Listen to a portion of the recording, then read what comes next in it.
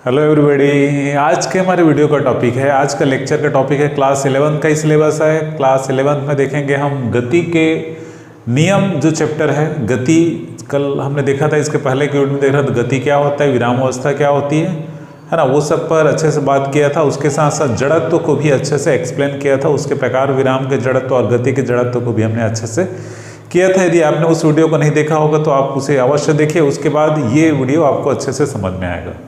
तो यहाँ पर न्यूटन के गति का नियम, मतलब गति किस प्रकार होती है, गति के लिए क्या क्या नियम होने चाहिए, ये इसका जो कॉन्सेप्ट है न्यूटन ने बताया था। तो उन्होंने गति के 3 नियम दिए हैं, है ना, जिससे गति के प्रथम, द्वितीय और तृतीय नियम के नाम से जाना जाता है। First law of motion, second law of motion और थर्ड लॉ ऑफ मोशन। ये आपने 9th क्लास में भी इसके बारे में हल्का फुल्का आपने पढ़ा होगा, ठीक है। तो यहाँ पर इसका डिटेल देखेंगे, है ना। न्यूटन के गति का प्रथम नियम, ये हमारे वीडियो का टॉपिक है। और साथ साथ यहाँ पर हम संवेग या मोमेंटम को पूरा डिटेल देखेंगे, है ना, इस वीडियो में। उसके बाद अगले वीडियो में हम द्वितीय नियम और तृतीय नियम की बात करेंगे, ठीक है। तो यहाँ पर न्यूटन का गति का प्रथम नियम, है ना, ये बल को एक्सप्लेन करता है ना। एक्चुअली यहाँ पर इसका प्रथम नियम क्या है कि यदि कोई वस्तु स्थिर है तो स्थिर ही रहेगी, गतिशील है तो उसी वेग से गति करते रहेगी जब तक उस पर कोई बाह्य बल न लगाया जाए। क्लियर है ना। वस्तु स्थिर है तो स्थिर ही रहेगी और गतिशील है तो गतिशील ही रहेगी जब तक उस पर बाह्य बल न लगाया जाए,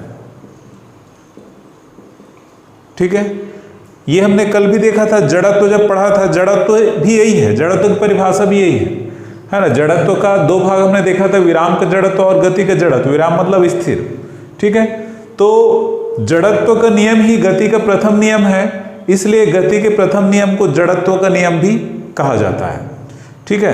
तो इस प्रकार हम प्रथम नियम की व्याख्या कैसे करते हैं या इसका कथन की बात करें तो बिल्कुल छोटा सा 2 लाइन का है यहाँ पर कि यदि कोई वस्तु विराम अवस्था में है या स्थिर अवस्था में है तो वो स्थिर ही रहेगी, और यदि वो गति अवस्था में है तो गति अवस्था में ही रहेगी जब तक उस पर कोई बाह्य बल न लगाया जाए, ठीक है। ये है गति का प्रथम नियम। मतलब सिंपल सी बात है कि जैसे बल लगाने से वस्तु का वेग बदल जाता है ना, बल लगाने से वस्तु का वेग बदल जाता है, चाल बदल जाती है, उसका गति बढ़ जाता है या गति कम हो जाता है। जैसे कोई वस्तु जिस दिशा में जा रहा है उसी दिशा में बल लगाया जाए तो उसका वेग क्या होगा या उसकी चाल क्या होगी, बढ़ जाएगी। और वस्तु जिस दिशा में गति कर रहा है उसके विपरीत दिशा में बल लगाने से उसकी चाल क्या होगी, कम हो जाएगी, घट जाएगी, ठीक है। या कोई वस्तु मान लो एक समान चाल से, है ना, एक समान चाल से वृत्तीय गति कर रहा है ना, ये इसमें एक समान चाल से वृत्तीय गति कर रहा है, पर इसकी दिशा लगातार क्या हो रही है, बदल रही है। यहाँ पर दिशा इधर है, यहाँ पर दिशा इधर है, तो इस पर अभिकेंद्र बल कार्य करता है ना, अभिकेंद्र बल कार्य करता है, ठीक है। तो न्यूटन के गति के प्रथम नियम क्लियर हो गया। अब यहाँ पर हम देखेंगे, बात करेंगे संवेग। संवेग होता है किसी वस्तु के द्रव्यमान और वेग का गुणनफल। इंग्लिश में इसको कहा जाता है मोमेंटम। ये शब्द भी आप लोग याद रखें, हिंदी मीडियम वाले इंग्लिश का भी, है ना, वर्ड है वो पता होना चाहिए। तो संवेग बराबर द्रव्यमान गुना वेग, है ना। यदि किसी गतिशील वस्तु का द्रव्यमान m और वेग v है तो ये संवेग को p से दर्शाते हैं। यह एक सदिश राशि होती है क्योंकि वेग पर डिपेंड करता है और वेग सदिश राशि होती है, द्रव्यमान अदिश राशि होती है। तो इस प्रकार संवेग का फार्मूला क्या हो गया, p = mv। सिंपल लिखेंगे अदिश रूप में तो ये ऐसा लिख सकते हैं परिमाण को उसके, ठीक है। तो इस प्रकार किसी वस्तु के द्रव्यमान और वेग का गुणनफल क्या होता है, संवेग होता है ना। और जो संवेग होता है वो किसी वस्तु के गति के मात्रा की माप होती है। गति के मात्रा की माप है ना, measurement of quantity of motion, मतलब किसी वस्तु के गति के मात्रा की माप होती है। कैसे समझ सकते हैं? जैसे एक छोटी वस्तु है, एक भारी, मतलब एक हल्की वस्तु है, एक भारी वस्तु है ना। ये दोनों पर बल लगाया जाता है तो दोनों गति करने लगते हैं। अब दोनों पर यदि हम समान बल लगा दें, है ना, दोनों पर समान बल लगाया जाए, हल्की वस्तु पर और साथ ही भारी वस्तु पर, तो जाहिर सी बात है इसका वेग क्या होगा? अधिक होगा। इसका वेग क्या होगा? कम होगा, है ना। हल्की वस्तु है वो अधिक वेग से जाने लगेगी, भारी वस्तु है वो कम वेग से जाने लगेगी।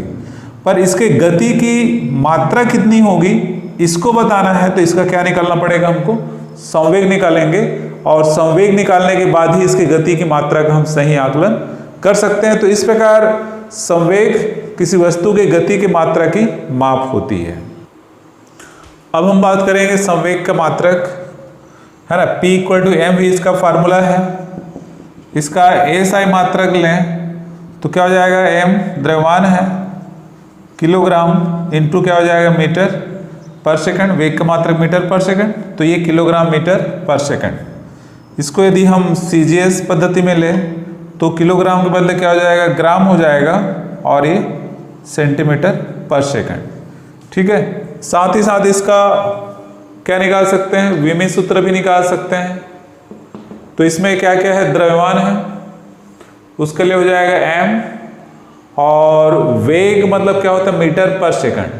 मीटर मतलब लंबाई हुआ, l सेकंड पर है मतलब नीचे है, इसलिए t होगा पर -1, क्योंकि कितने बार है? एक बार, तो 1 होगा पर -1 होगा, और ऐसा। तो m l t -1 ये विमीय सूत्र हो जाएगा किसका? संवेग के लिए। इसकी कुछ विशेषताएं यहां पर है ना। इसके लिए यहां पर दो वस्तु लेते हैं, एक हल्की वस्तु और एक भारी वस्तु। हल्की वस्तु का द्रव्यमान स्मॉल m, इसका द्रव्यमान कैपिटल M। ठीक है। दोनों का वेग क्या है? समान।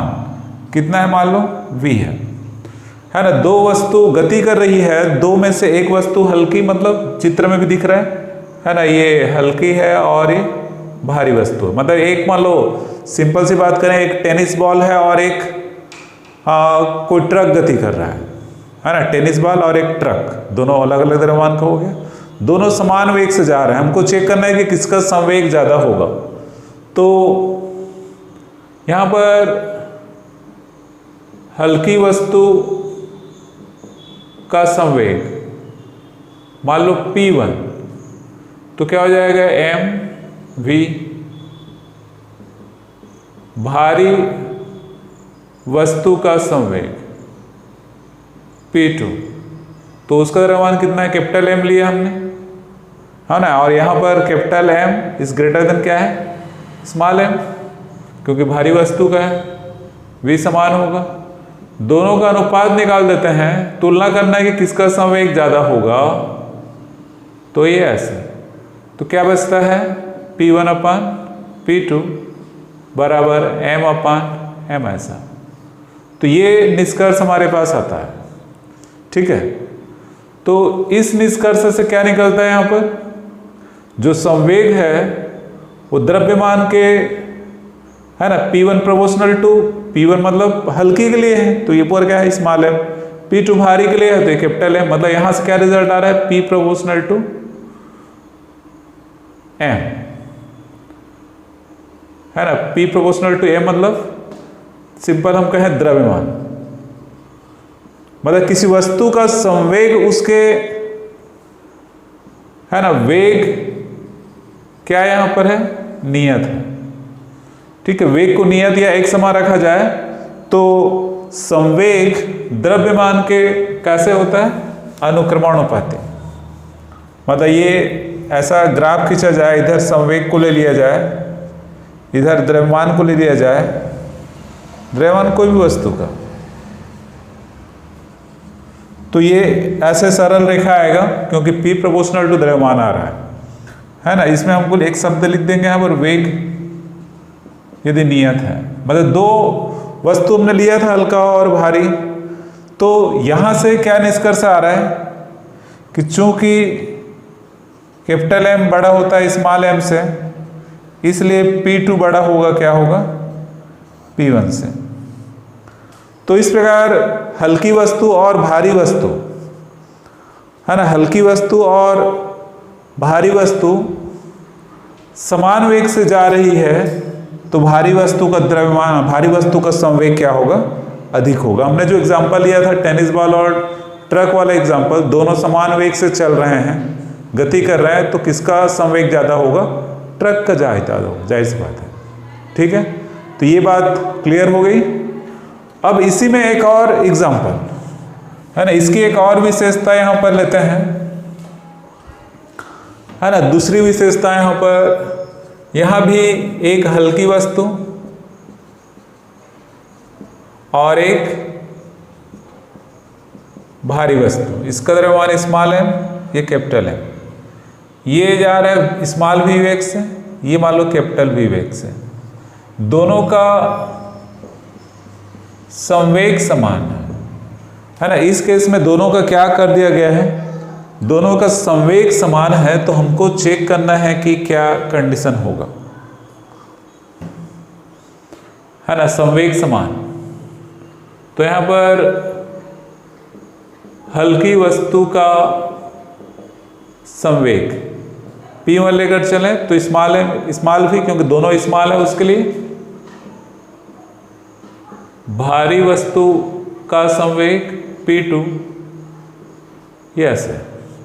और क्या कंडीशन दे दिया है कि चूंकि P1 बराबर P2 है तो ये स्मॉल m भी, ये कैपिटल है ना। यहां पर द्रव्यमानों का अनुपात यदि निकाल दें है ना, यदि V/V है ना, ये नीचे चला गया, ये नीचे आ गया इधर, या m को इधर लिख दें,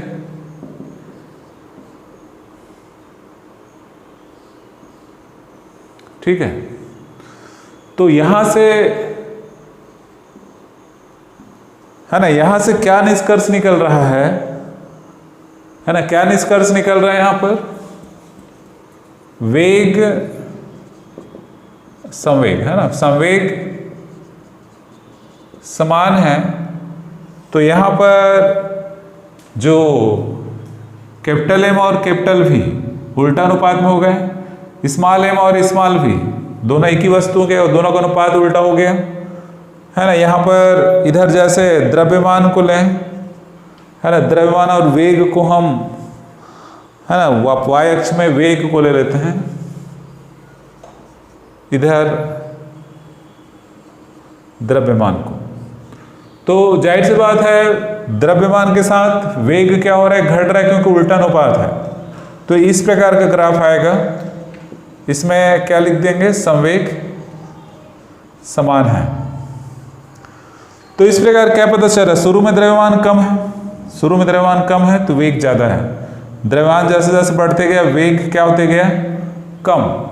तो इसमें भी वही कंडीशन लगाएंगे कि चूंकि स्मॉल v, हाँ यहाँ पर capital M is greater than small m, ये बड़ा है और ये छोटा है, तो ये बड़ा है तो इसलिए ये बड़ा हो जाएगा, ये छोटा है इसलिए ये छोटा, मतलब स्मॉल v बड़ा होगा कैपिटल V से है ना, स्मॉल v बड़ा होगा कैपिटल V से।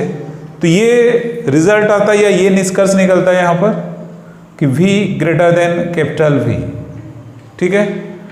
तो ये निष्कर्ष क्या था कि यदि दो अलग अलग द्रव्यमान की वस्तुएं हैं, अलग अलग वेग से गति कर रही हैं, तो संवेग समान होने पर कौन से वस्तु का वेग ज़्यादा होगा? हल्की वस्तु का। ठीक है, मतलब हल्की वस्तु है वो भारी वस्तु से तेज चलेगी या उसका स्पीड ज़्यादा होगा। तो आज के इस वीडियो में हमने क्या क्या देखा? गति का प्रथम नियम जिसको जड़त्व का नियम भी कहते हैं और संवेग के बारे में डिटेल। ठीक है,